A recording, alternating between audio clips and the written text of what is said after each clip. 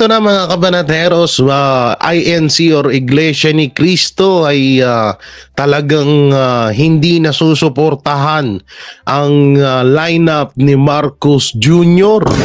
At eto, Congressman Marcoleta muling binutata etong si Baby M. Grabe na, patindi na ng patindi.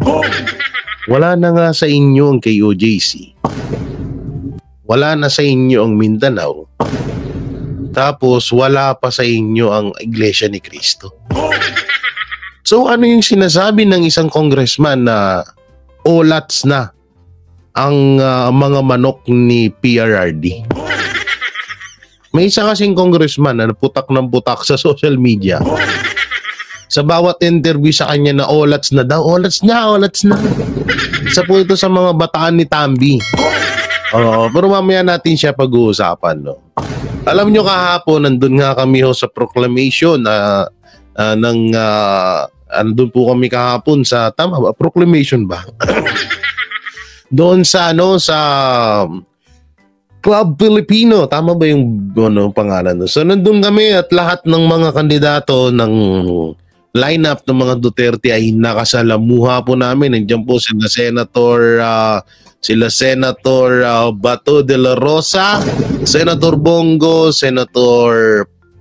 future Senator Jimmy Bondoc, future Senator Pastor Apollo Siquibiloy with Attorney Torion, ito pa nila Hinlo, sila Alvaro Bayo, yung isa doon si Philip Salvador, si pasensya na kung di ko mababanggit yung iba, sila Attorney Jimmy Bondoc, Attorney Marcoleta, sila Attorney Vic Rodriguez, sila Senator Robin, si kakambal ko na si Baste, siyempre ang dating Pangulong Rodrigo Roa Duterte. At alam niyo po ba, grabe po yung impact ng kasi may mga napapanood ako. Pinunan na naman nila yung tao. Ang konti daw ng tao.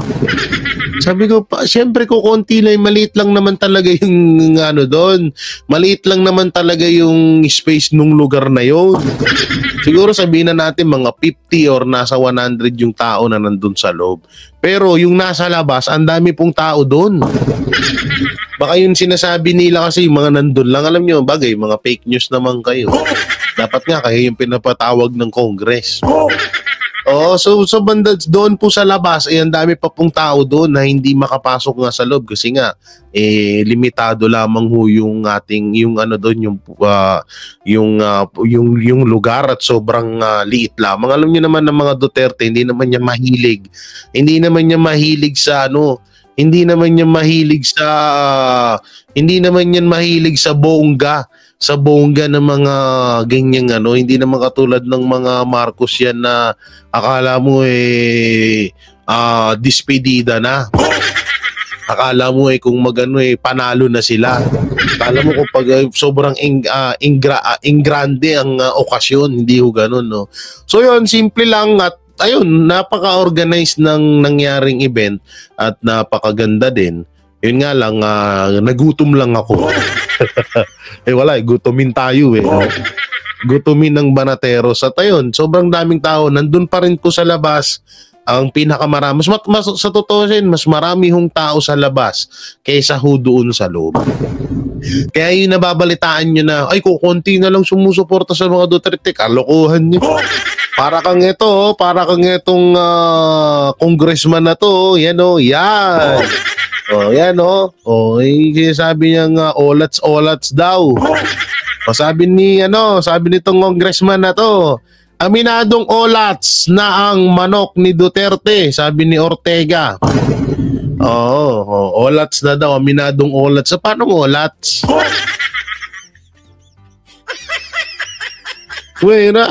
Natutulog ka ba, Ortega? Paano olats sinasabi mo? Alam nyo to, malapit nang kayong mawala sa mga termino nyo, nagkakalat pa kayo ng tae dito sa Pilipinas. Gago! Olats daw. Ano magiging olats mga Duterte? Ba't nanalo na ba kayo? ano, batayan mo yung survey. Sige na, kayo na nga panalo. Oo na, sige na, panalo na kayo. Talo na kami, hayop na yan. Ano, sige na, wala kami magagawa. Mahina ang lineup namin sa mga Duterte. So, dahil panalo naman kayo, kayo na. Ano naman to? Yung nakita akong video dito. Ano sabi dito?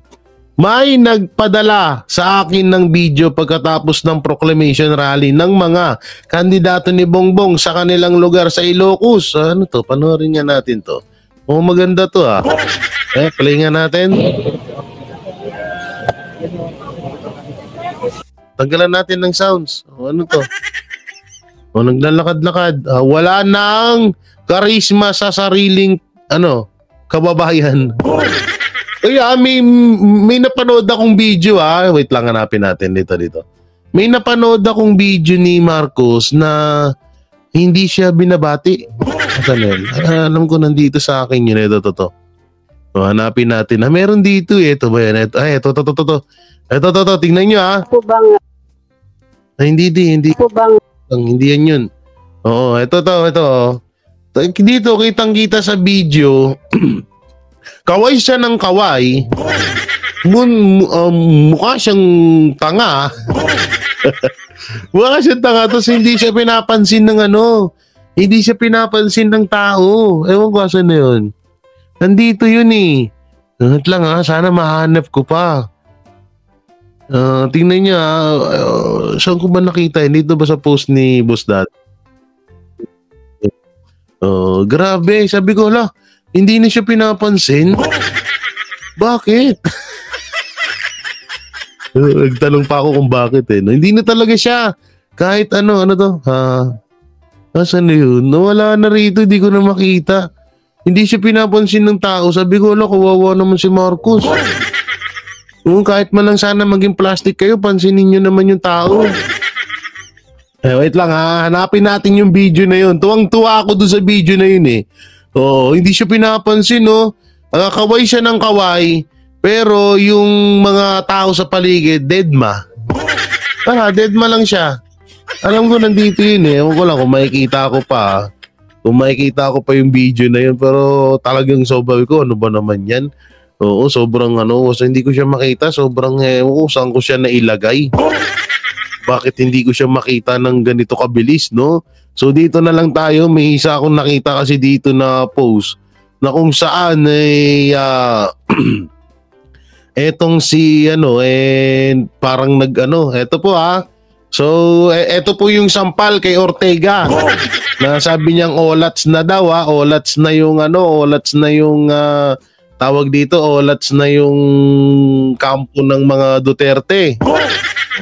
Olats na daw kaysyo itong mga nagchat-chat na to sa akin ayaw So dito, pagkatapos nga magsalita ni Marcos Jr.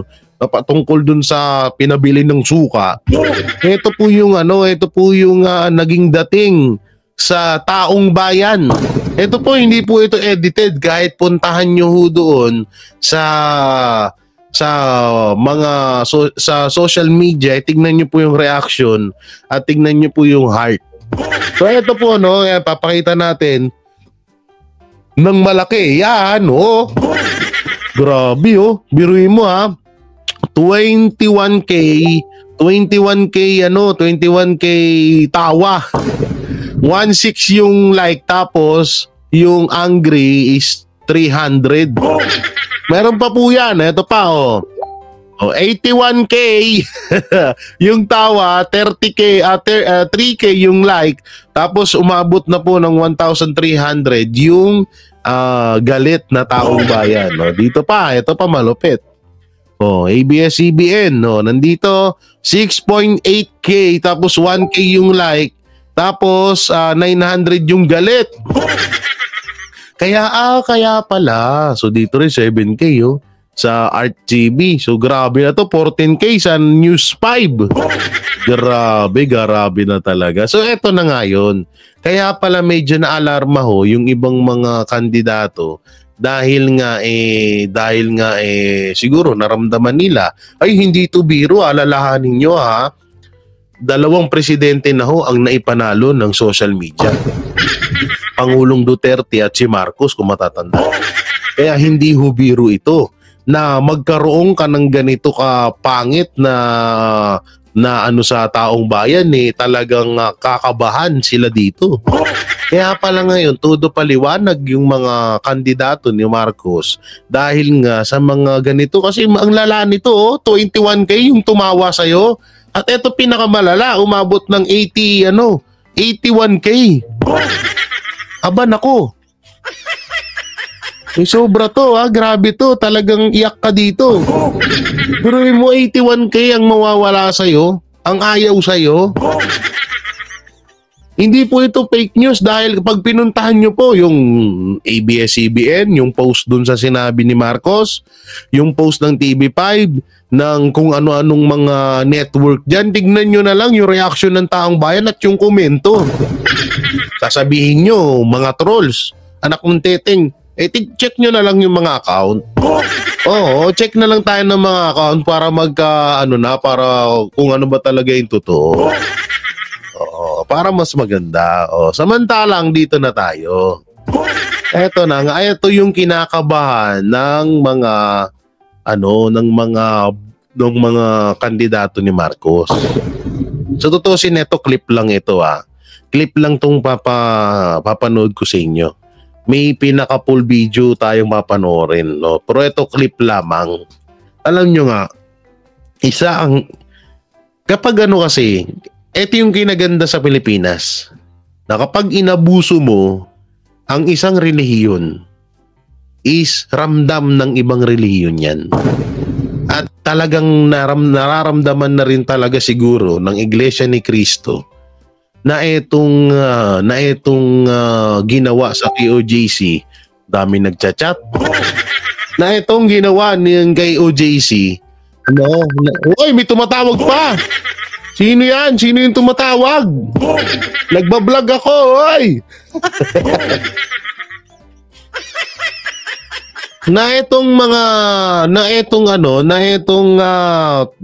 itong Iglesia ni Cristo ay talagang hindi na, kasi biruin mo ang ginawa kasi ni Marcos Jr., siniraan niya yung kabilang partido, inangat niya yung sarili niya. Ay yun yung masaklap doon. Sisiraan mo yung isang partido tapos iangat mo sarili mo. So anong tawag doon? Ayun yung tinatawag na lihitimong politiko. So ngayon, ayan ang isa sa mga number 1 na kinakaayawan ng mga relihiyon. Yung ganyang mga mindset. Yung ganyan na mga pag-iisip ng mga kandidato. Kasi kung talagang gusto kang suportahan ng mga kandidato, hindi mo na kailangan siraan yung iba. Una-una, may mata at tenga ang mga Pilipino. Alam nila kung sino yung gumagawa ng tama at sino gumagawa ng mali. Hindi mo na kailangan siraan yung mga kandidato sa kabila. O sige, sabihin na natin may ginawang mali yung kandidato sa kabila. Hindi mo na kailangan siraan yun. Hindi mo na kailangan ipamuka sa buong Pilipinas yun. Dahil alam na parang ginawa mo namang parang ginawa nyo namang polio, parang ginawa nyo namang bingi at bulag yung mga Pilipino na hindi nila alam mo. Katulad niyan, sinabi ni Marcos na pro-China daw ang mga kabilang partido. So totoo ba yun? Para sa taong bayan, totoo ba yung sinabi ni Marcos na yun? Ginawa ba ng kabilang partido yun? Sige, sabihin na natin ginawa yung ganun. Halimbawa lamang. So anong tingin mo sa taong bayan? Hindi nila alam kung ano yung tama at mali. Napaka-basic lang nun napaka-simple lang ng mga na yun. Kaya dapat hindi talaga ginagawa ng isang presidente yun. So eto, parang bumalik yung dating sistema. Ito naman ay isang clip mula sa Net25 ng Iglesia ni Cristo na nagsasabing parang bumalik na nga yung dating sistema. Kasi ito talaga yung pinakamaliwanag na nangyayari ngayon, na yung katinuan at kaayusan, katahimikan nung panahon ni PRRD ay biglang nawala ng isang iglap. Dahil nga sa administrasyong Marcos ngayon. Na ultimong droga, krimen ay nagbalikan na at hindi na nga halos safe na maglalakad ka sa labas ng bahay niyo. At ito po yun, panoorin mo natin. Parang bumalik yung dating sistema na bumabagal yung proseso. Ganun ba? At para bang wala nang kinakatakutan sa bawat ahensya ng gobyerno, balik natin sa dating gawin. Parang ganun yung nangyayari. Pag sinabi, sino nagsampa-sampa sa akin? Sinabi ni Pangulong Duterte, sampalin kita eh. Di ba? Sarcastic lang yan eh. Oo. Sarcastic statements ng former president. Pero hindi, if you will look deeply, talagang malalim ang ibig sabihin na hindi pwedeng pahirapan si Juan de la Cruz. Why does the government now? Yan ha. So ito po yung pinakaano niyan. Ito, panoorin natin itong film video. Alam nyo itong Iglesia ni Cristo ay unti-unti na ring bumibuelo, gawa ng hindi na rin talaga nila malunok at hindi na rin nila nagugustuhan yung ginagawa ng ating gobyerno. Alalahanin nyo, tao pa rin yan. Pagkaparehas lang ho natin ng mga tao na simpleng mamamayang Pilipino ho yan dito sa Pilipinas. Na alam nila kung ano yung ginagawa na kawalang yaan at alam nila kung ano yung tama at kung ano yung maling ginagawa ng administrasyon. Alam nila yun. Kaya nga unti-unti na hong itong Iglesia ni Cristo, unti-unti na hong nagsasalita, unti-unti na hong pumapalag din sa ginagawang anomalya ng gobyerno. At ito nga yung video na yun, panoorin ho natin. Ganun kasi, alam mo naman ang politiko, lahat naman niya di ba? The more support you get, the better. Yes, diba? Tama ka. Kaya hindi ho napigilan ng Pangulong Duterte ang patutsadahan din ang kasalukuyang administrasyon. Diba? Ganon? Kasi nga, sabi Gumanti ba sila ng ano? Nauna na Ha? Ang sabi sa kanila, di mga pinabili ng suka, di ano naman ito, mga amoy suka naman sabi. Siguro. Ang hindi maganda dun sa nangyari dyan, sa patutsada ng Pangulong Bongbong, yung mga kandidato niya ang nagsabing, hindi ho kami magne-negative campaign. Hindi namin pakikialaman yung... tama ka. Kaya naging problema, para bang sila ay hindi pare-pareho na sinasabi. Uy, ano yun? Uy. Putang yan lang yan. Ba't may lumabas na ganun? Ba't may Valentine's Day dito? Pero ang ulo tong hapot to Pagchismisan ako Biglang may lalabas sa Valentine's Day doon. Kalukuhan naman ata noon. Wag ganun. Pangit yun. Gulat ako din. Sabi ko bakit biglang nag-iba yung tono ng boses nung At iba nag-iba yung boses nung hindi ko pala na download tong episode na to. So ito. Panoorin ho natin. Kasi nung tinanong sila, doon sa press con nila, yun hindi kami sang-ayon doon sa ginawa ng Pangulo. Gano'n sabihin. Hindi naman direktang gano'n. Sabi ata, bahala siya. Pangulo po siya. Pero anya kami. Sa buhay niya. Kaming 12 naman anya. Ay hindi kami doon sa negative campaign. Yung ibadiskarte namin. Plataforma kami. Yun na nga. Kaya naman sinabi nung Pangulong Duterte, sabi niya? umupak na rin na umupak niya. Hindi mo na rin mapigilan. Ang sabi niya ay... Naku po, mga tao nga napipika na. Napipika. Ang ibig sabihin ng napipika, napipikon. Tama, Nagpapanting ang tenga. Hindi naman daw galit. Parang, kasi, tuloy-tuloy ang pagtaas ng presyo ng mga bilihin. Oo nga. Ang sabi ng Pangulong Duterte, kung ngayon, paglabas mo at bumili ka ng mga bilihin at mas okay ngayon, mas affordable, mas mababa, sila iboto mo. Yung Pangulo, yung kandidato nila. Kung ngayon, paglabas mo sa kalsada, mas ligtas ka. Hindi ka nangangamba na may hold-upper, may snatcher. Sila iboto mo. Kung ngayon, paglabas mo, may feeling safe ka, no? Kumpara mo dati. Yun nga naman. At saka, paglabas mo ngayon, bumili ka ng bigas, mas mura ngayon ng bigas, sila iboto mo. Ayan. Pero alam nyo, yung sinabi ni PRRD na gano'n, malalim po ang kahulugan nun. Sobrang lalim ho nun. No? Na kung paglabas mo sa bahay mo, safe ka, sila iboto mo. Paglabas mo sa bahay mo, pagbili mo ng bigas, mababa ang presyo ng bigas, sila iboto mo. Kung paglabas mo sa bahay ay alam nyong mas mabait or mas maayos ang pamamalakad ng administrasyong Marcos sa mangyaring sa administrasyong Duterte, sila iboto mo. Pero ang ano nun, ang pinakapunto nun ayon sa akin, alam ng taong bayan, kaya nga ganun ang naging ganun ang mensahe ng dating Pangulong Duterte. Dahil alam ng taong bayan kung ano ang nangyayari dito sa Pilipinas. Sige nga, tanungin ko rin kayo. Pag lumabas ba kayo ng di oras ng gabi sa bahay nyo, safe ba kayo? Pag bumili ka or namili ka sa palengke, yung 1,000 pesos mo, marami ka na bang mabibili doon? Yung presyo ba ng bigas bumaba na? Yun eh. Diba? Pero kung alam nyo naman na etong administrasyong Marcos wala namang ganon, na safe ka, mababa ang bilihin, ay ba't nyo sila kailangan iboto? Bakit nyo kailangang ipagkalulo ang boto nyo na alam nyo naman ding mahihirapan kayo at hindi nyo rin naman din mapapakinabangan yung mga binoto nyong yun? Diba? Eh kung sa lineup ng mga Duterte ay nakakasigurado ka na yung mga dati mo pang hinihiling or yung hinihiling mo na maibalik na kagaya nung sa administrasyong Marcos na maibabalik, eh kung nakikita mo na alam mong gagawin at makikita mo sa lineup ng mga Duterte, eh bakit silang ibuboto mo?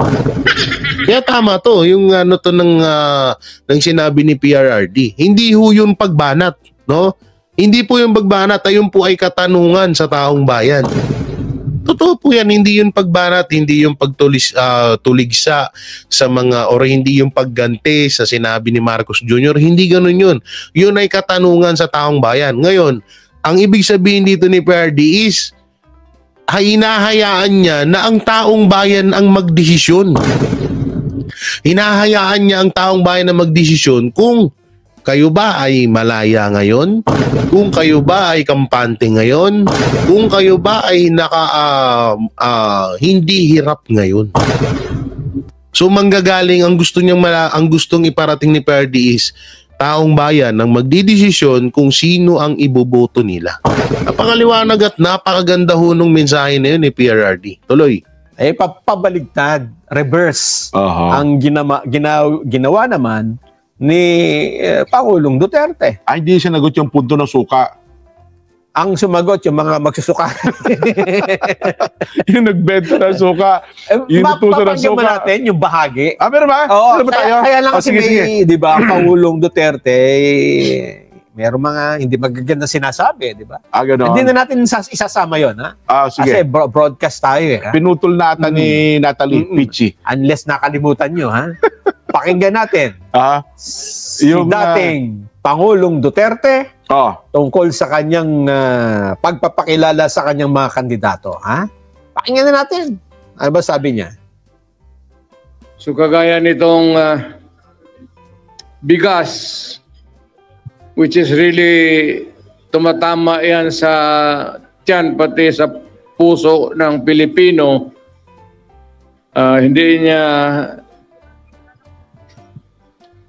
nakuha yung pinaka, either is subsidized o whatever, but it goes on up and nahihirapan po ang Pilipino to cope up. Bukang hindi niya kaya na habulin yung presyo. Yan na lang sa pagkain. Huwag na yung iba. Pwede na natin yung graft and corruption. Nandyan yan eh. Baski anong klaseng administrasyon. Pero yung immediate, urgent need to solve is really itong presyo or the price of rice. So, yan na naman. Yan na naman. May lumabas na naman. Look ng teteng, that pala. Alam nyo kasi kapag download ko na nga. Visit na yan, download ko na nga, ha? Yung mga labas na mga advertisement. Di nyo naman ako binabayaran sa... Di nyo naman ako binabayaran sa mga sponsor na yan. Buti sana kung nakikinabang ako dyan eh. Anak ng teteng naman talaga. Buisit eh, no? Biglang lumalabas eh. Biglang naglalabasan eh, no? Pero habang dinadownload natin, bago natin ituloy yan, dito muna tayo sa sinabi ni future Senator Marcoleta. So panoorin. Kanina po sabi ni Senator Bato, kasama po siya sa mga nagbebenta ng suka. Yan na, sinuka na. Yung iba naman po siguro Sukaan na sila. ay bumibili ng suka. Hmm. Alam po ninyo ako, dahil sa hirap yata na dinaanan ko sa aking buhay, nangungutang po ako ng suka. Pero kahit po ganon, kahit na tayong lahat ngayon na nandito ay pinaglihi lahat sa suka, tayo po lahat ay nakakakilala. Alam natin kung bakit napakataas ng pangunahing bilihin sa ating bansa. Yung hindi kumakain ng suka, hindi nila alam yun. Alam din natin na lubog na tayo. Naamoy lang natin ay suka. Pero sila hindi nila alam. Sapagkat karamihan sa kanila ay involved sa corruption. Yun lang. Tindi ng banat dito ni Marcoleta. Di totoo naman eh. No? Pero mamaya ako magbibigay ng opinion. Sige. Tuloy natin. Humirap ang ating bansa. Pero Naglalaglag. tingnan po ninyo ang budget Sa akin yung naglalag, sa kanila yun. nyo ngayon. Budget natin sa taong ito, 6.325 trillion. Pag tinanggal mo po ang 30% dyan, ang dapat na national spending lang natin ay 4.5 trillion. Yun lang ang kailangan natin. Ano yung kanilang projected revenue?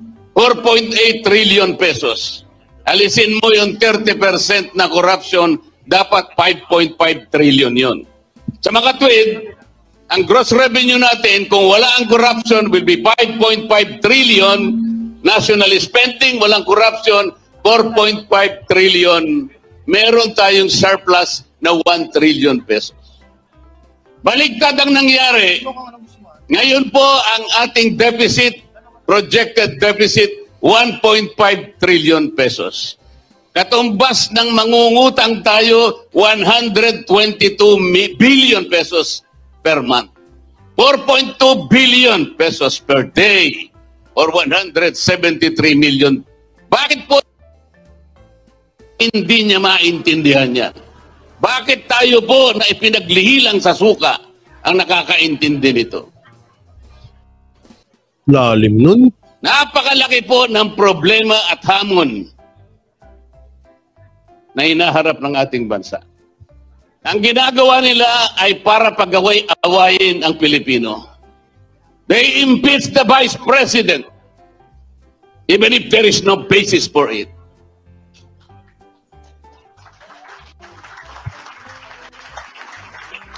Tama po yung sinabi ng mga kasama ko.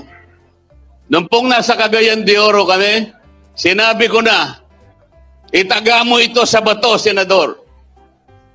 I-impeach nila ang Vice President. Nangyari na po. So, ang gagawin nila ngayon, even if the impeachment complaint was a handiwork of the 19th Congress, ang gagawin nila pagdating ng 20th Congress, pipilitin nila na doon nila litisin ang ating Vice President. There is a constitutional issue here. Kailangan po ninyo yung abogado na makakarating sa 20th Congress. Yun? Di alam nyo, totoo nga yung sinasabi ni Marcoleta na buti pa itong mga pinaglihi sa suka. Buti pa itong mga taong tinatawag na dumanas ng kahirapan ay talagang nararamdaman yung hinanaing ng mga Pilipino. Kaso nga si Marcos na hindi naman dumanas ng kahirapan, sika nga ni PRRD, siya ay child ano yun, isang anak na may ginto at may gintong kutsara at tinidor na hindi naman dumanas ng kahirapan, na hindi talaga nila ramdam to. Lahat na nangyayari ngayon sa Pilipinas, mapakirimen, bilihin, taas ng bilihin, hindi nila ramdam yan kasi nga simulat sa pool na bata, itong si Marcos Jr., mayaman na to. Hindi katulad ng mga Duterte na dumaan sa hirap, hindi katulad nila Pastor na bago naging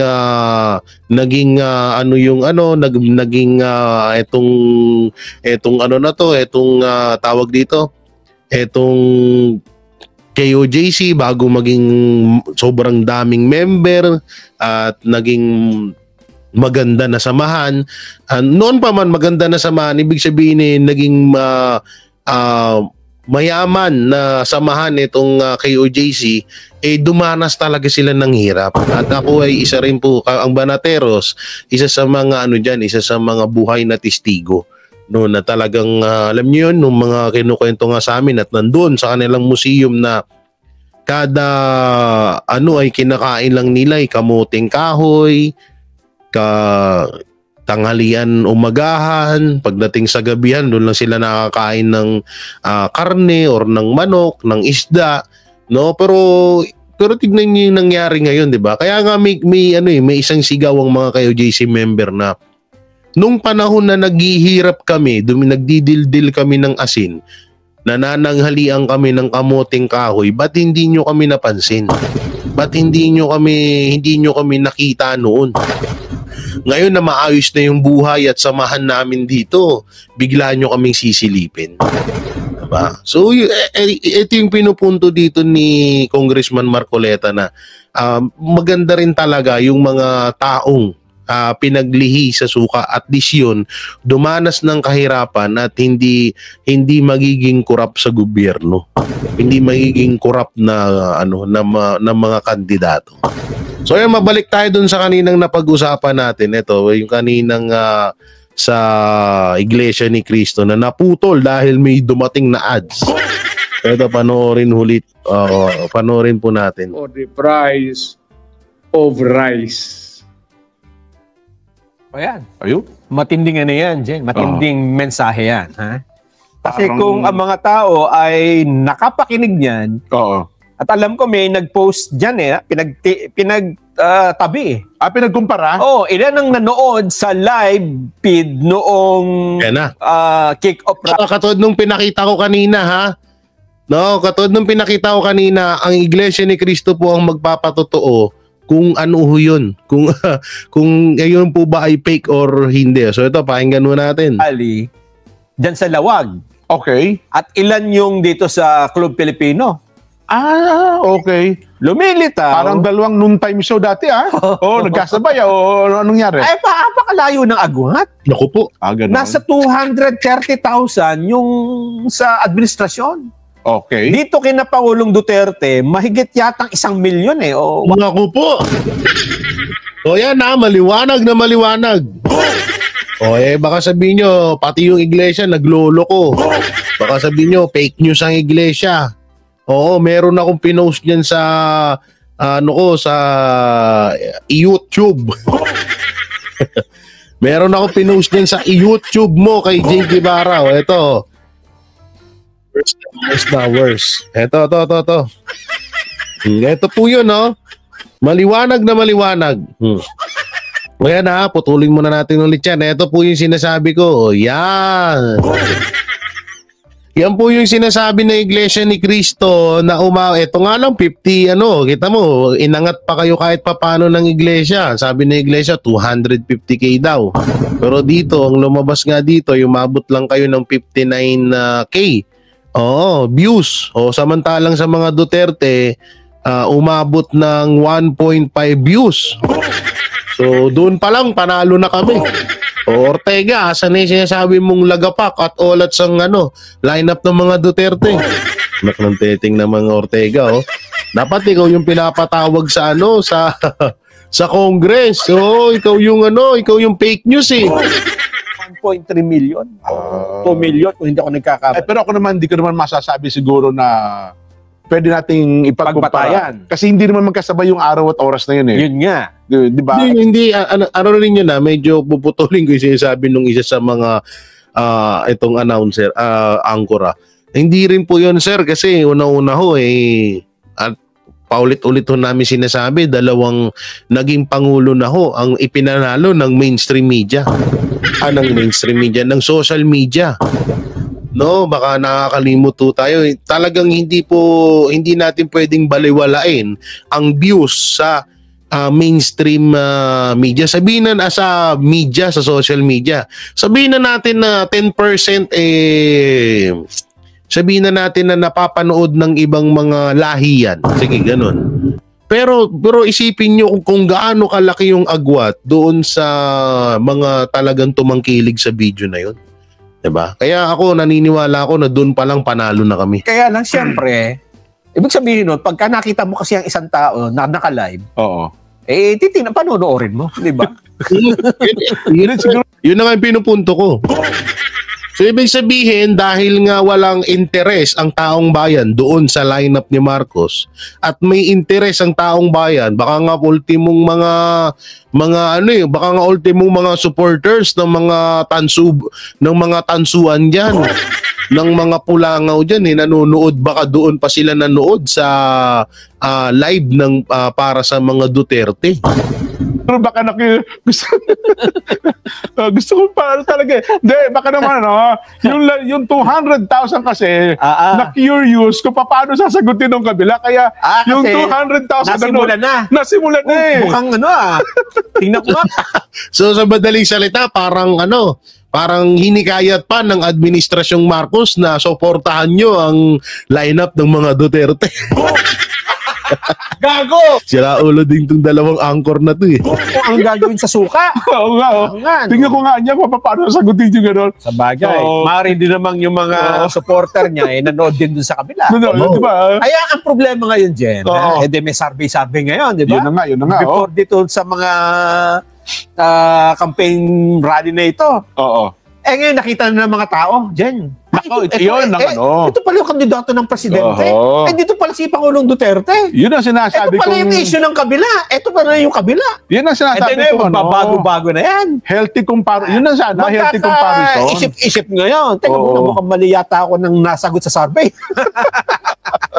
Ang naisagot ko sa survey ay yung mga kandidato ng mas mahal ang bigas. Yun. Parang gano'n.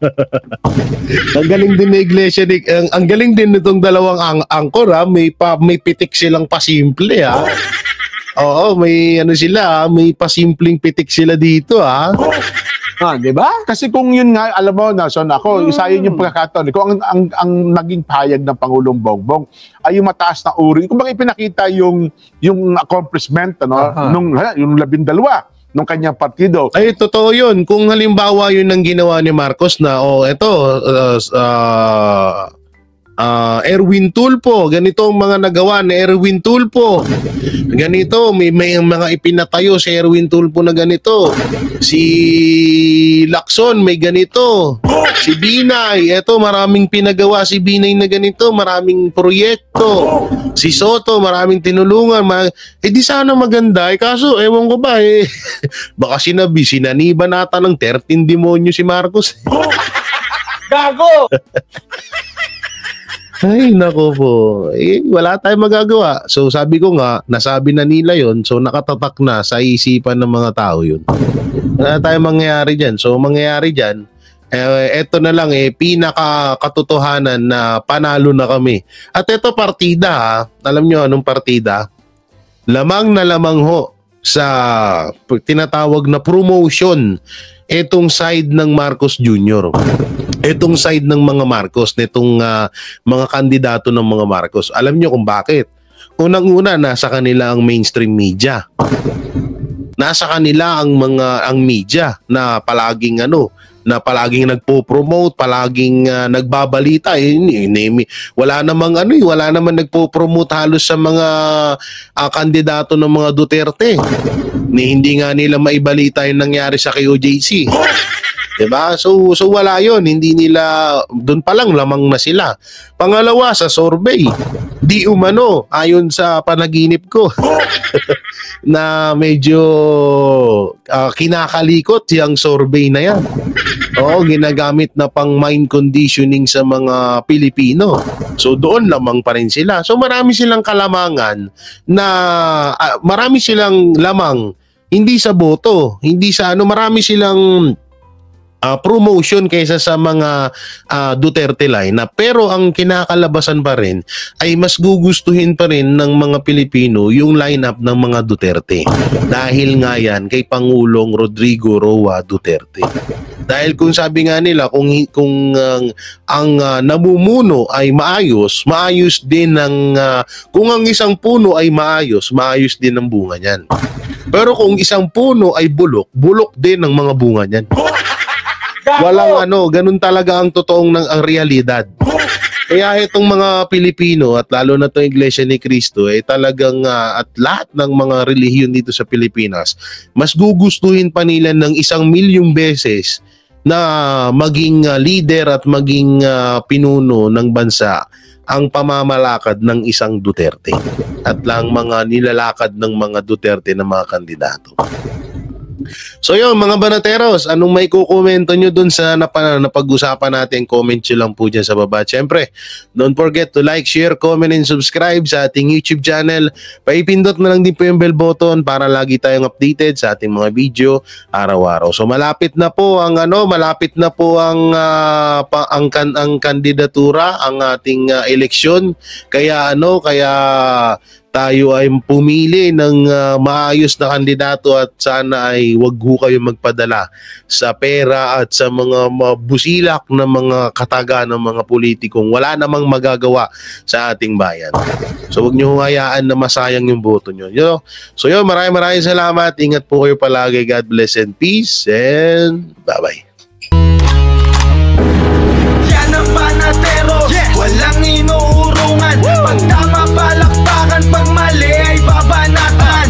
Yan ang Banateros, boses ng ordinaryong Pilipino. Banateros ay walang makakaawan, walang inuurungan. Banateros ay tinutulungan.